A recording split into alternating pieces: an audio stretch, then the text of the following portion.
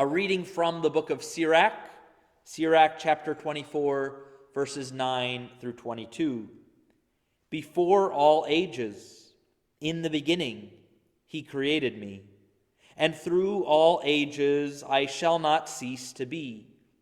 In the holy tent I ministered him, and in Zion I fixed my abode. Thus in the chosen city he has given me rest. In Jerusalem is my domain. I have struck root among the glorious people, in the portion of the Lord his heritage. Like a cedar of Lebanon I am raised aloft, like a cypress on Mount Hermon, like a palm tree on En-gedi, like a rose bush in Jericho.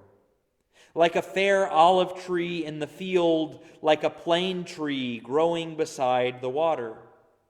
Like cinnamon or fragrant balm or precious myrrh, I give forth perfume.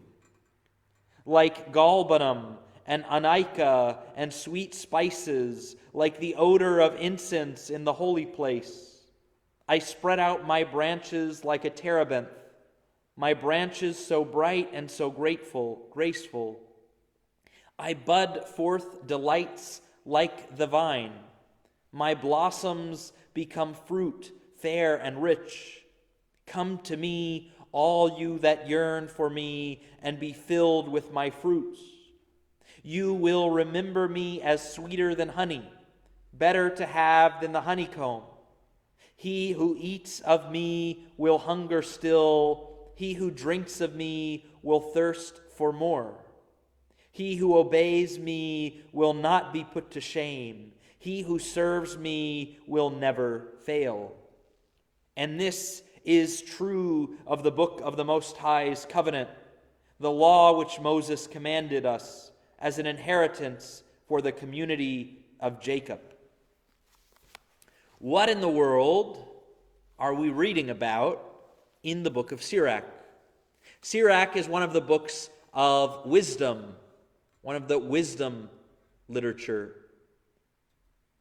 And throughout the wisdom literature, we hear the first of God's creation is wisdom itself. The first of God's creation is wisdom itself, and in wisdom, God creates all things. Now, wisdom points to the Word.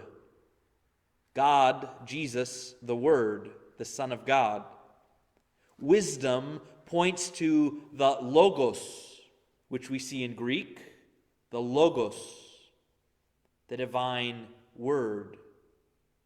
And so we see in Jesus a fulfillment, an unveiling of what they're talking about in the Old Testament when they talk about wisdom.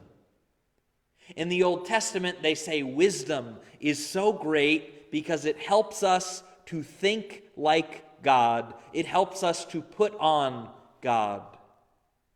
Wisdom shows us the truth. Now, Jesus comes and not only is identified as the Logos, the divine Word, in the book of John, Paul identifies him as the wisdom of God and the power of God. And Jesus identifies himself as the truth. No longer must we settle for the truth as an idea, for the truth as a set of concepts.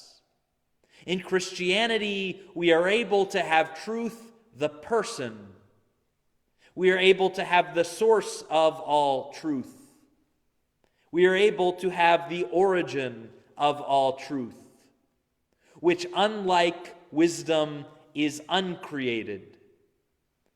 The Word of God, Jesus, the Son of God, has been from the beginning, eternally begotten. And yet he who is eternal, he who is truth itself, he who all wisdom points to becomes a silent child in the womb of Mary. He becomes a silent child. He who is unbegotten becomes begotten in the flesh. And what does he do there? He enters as the fruit of life, and Mary's womb becomes the new garden of paradise, fulfilling the garden of paradise of Adam and Eve and pointing toward the garden of paradise of heaven. That Jesus has transformed her, and through her has transformed humanity. Because he is the origin. He is the truth. He is God. Let us give thanks that we need not settle for philosophy, that we need not even settle for the law, the Torah, or the wisdom of the Old Testament, but that we can arrive at he who inspired the Torah, he who inspired the wisdom literature, he who is truth himself.